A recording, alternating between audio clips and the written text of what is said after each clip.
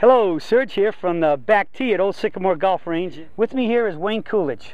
And if you don't recognize the name, and the person, Wayne is our Director of Fitness, Health, and Nutrition. And he's been on a few videos we do out here and at his gym, and been out here with Mike and I with a lot of golf schools. And so some of you really know Wayne. And Wayne, we're here because you called me this week and you told me that you had, sort of speaking, an epiphany, and you did something. When you started telling me about it, I came back and I said, why did you want to hit that many golf balls? So how about giving us a brief synopsis of what you did and what your epiphany was, and then we're going to go into what we saw when we came out here to actually work on your swing today.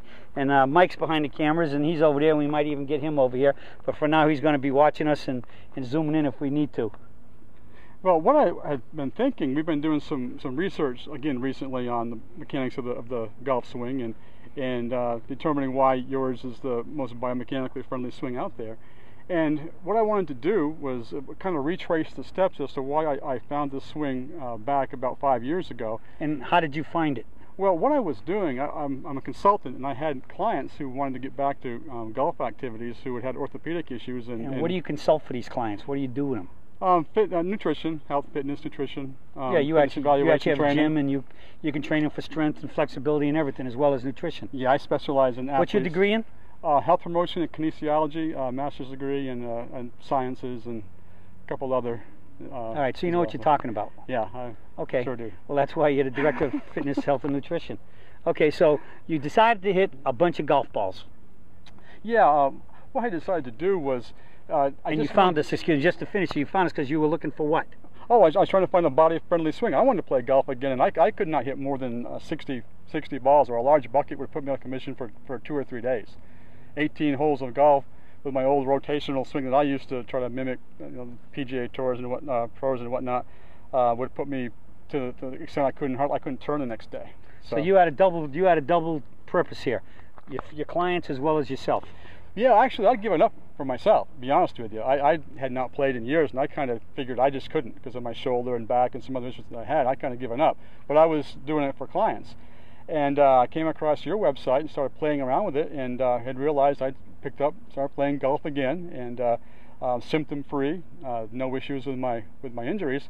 So what I decided to do last week is I went to the range and I hit a lot of balls. I hit like 150 some balls, and now, you know, for some people that ain't even breaking a sweat, but I know, but for me, I couldn't. Like I said, for you that's a lot. A large bucket. It's a lot for me. I don't do it anymore. I don't practice hardly at all. Period. And I went home and I was a little tired. Next day I got up and I thought I'd be sore, and well, not just sore from physical activity, but just arthritically sore.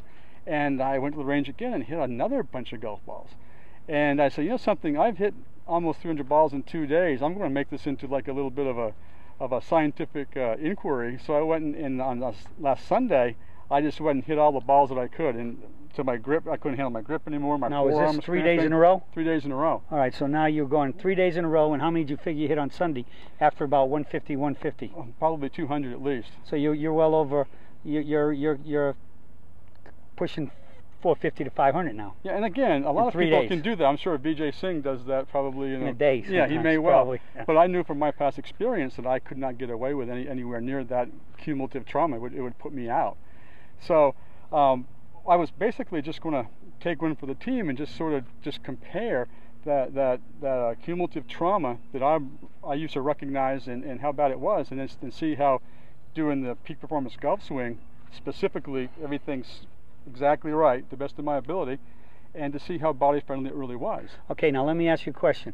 If it would have not helped your swing body friendly wise, what do you figure you would have been at the end of that 3 days, and could you have even done the third day?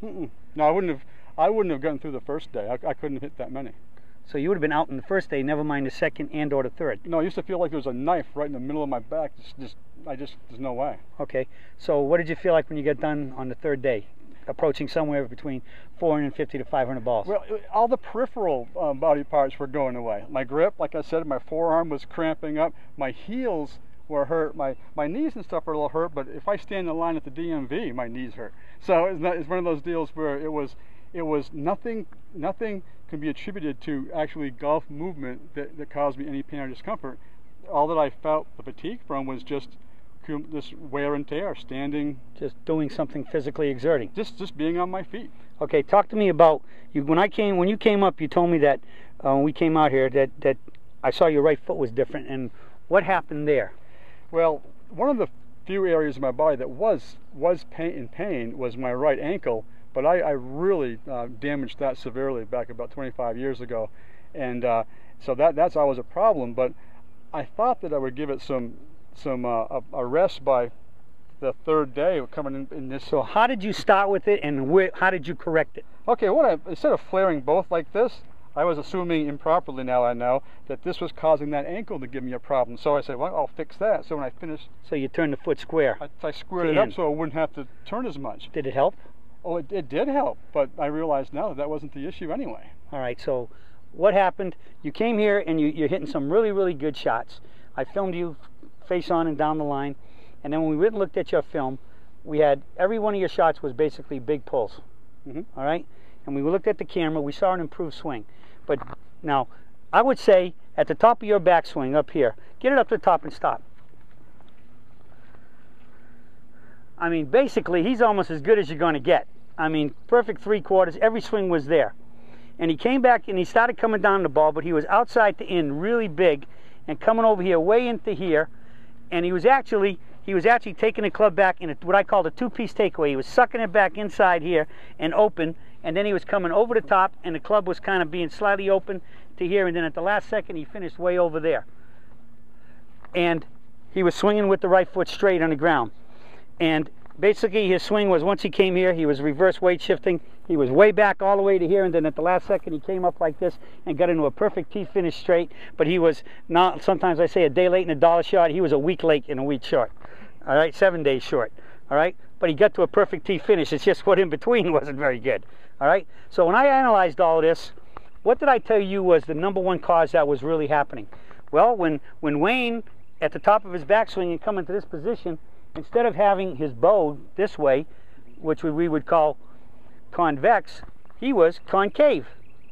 And then when he bumped and came this way, he had to open up his hips farther. He was opening up his hips a lot and swinging way over there. And so the pain for him in his foot, I figured, was because when he came back here, his leg was collapsing in a little bit like this. All his weight was stuck on his leg, and he was here in a big bad reverse weight shift because his left leg was forward, and then he came up here and got to a good finish. So, but what was the real reason why all of that was happening? I was standing on a bad ankle that shouldn't be stood on. What was the ultimate #1 cause of why you would cause a swing? Oh, the swing issue. Yeah, I was going past into the sacred burial ground. I was going past the toe line. Okay, what about even before you swung? What was the problem? I was aiming way right. Way right. Now you got to figure this out. Wayne's aiming at a flag over here, and when I put the club down by his toes, and then put the parallel club for his ball line, he was aimed in the left edge of the right trees all the way down the right side, and that's a minimum of 60 yards right. And that was with a 7-iron. We got him over here, got him back into a good square position, and what started happening? Started hitting it straight down the center. Yeah, he was still a little over the top, but he was hitting it so much more solid, and it was almost it was staying on the confines of the green that flag is on, and just hitting rockets. And where he could barely get to the front of the green, he was flying it to the back green and one hopping it. And a few times he hit it over. His divot shallowed out. Although the last swing on that we just did in the front here got pretty big, chunky, and most of his divots were going left, and they're starting to straighten out a little bit.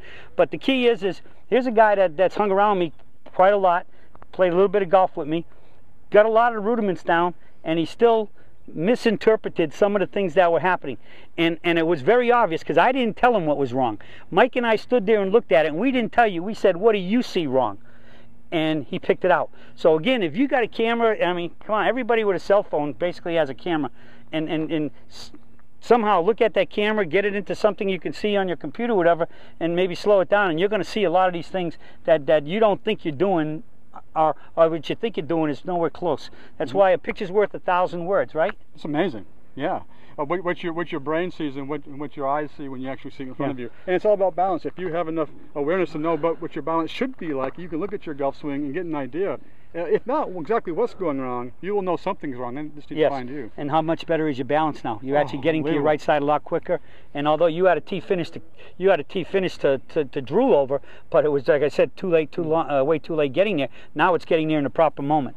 Well, Wayne, hopefully this gives a little insight as to how a good lesson or coming to a golf school can help somebody get through, because again, a picture's worth 1,000 words. So get somebody to take a picture of you. Even just watch your shadow. If the sun was back here and I'm standing here and I see myself going like this and I see my shadow going backwards, I can see my left leg straightening up and my right knee collapsing in and I'm here. I mean, even on the practice swing you can see it, but sometimes you can go ahead and the shadow's going to tell you the truth, because it tells you immediately. It's exactly instant feedback, at least as compared to going to a camera, but a camera you can see afterwards too, which is great. All right.